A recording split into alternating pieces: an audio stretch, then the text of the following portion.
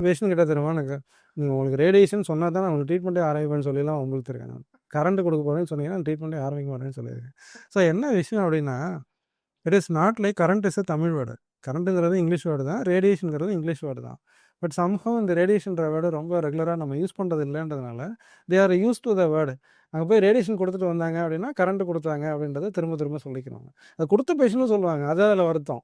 என்னம்மா உங்களுக்கு இத்தனை நாள் நான் 1 வாரமா ட்ரீட்மெண்ட் பண்ணிட்டு இருக்கேன். உங்களுக்கு என்னம்மா கரண்ட்டாம்மா குடுக்குறேன் அப்படின்னு கேட்டா, "இல்ல டாக்டர் எனக்கு உள்ள போனா ஒண்ணுமே தெரியல" அப்படிம்பாங்க. "அப்புறம் ஏம்மா இன்னும் கரண்ட்டுங்கிறீங்க? ரேடியேஷன் சொல்ல வேண்டியது தானே?" "இல்ல டாக்டர் இதான் வருது" அப்படிம்பாங்க. இது இது என்ன பேக் ஃபயர் ஆகுதுன்னு நினைக்கிறேன் டாக்டர் ஆக்சுவலா அந்த வேர்டு? ஓகே.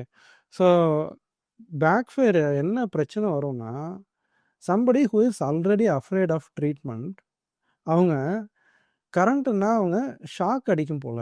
ஸோ இந்த இடத்துல ஏதோ எலக்ட்ரோட நம்ம சொருகி, இது வழியா எலக்ட்ரிசிட்டி பாஸ் பண்ணுவோம் போல. அப்போ எலக்ட்ரிசிட்டி பாஸ் பண்ணும்போது அந்த ட்ரீட்மெண்ட் ரூம்ல நம்ம வந்து ஏதோ துடிக்கிற மாரி ஒரு ட்ரீட்மெண்ட்டா இருக்கும் போல அப்படின்னு பயந்துட்டு இருப்பாங்க. ஆக்சுவலி பேஷண்ட் பார்த்தீங்கன்னா, ஏசி ரூம்ல படுத்து எந்திச்சு ஜாலியா ரிலாக்ஸ்டா வந்து கதை பேசிட்டு போவாங்க.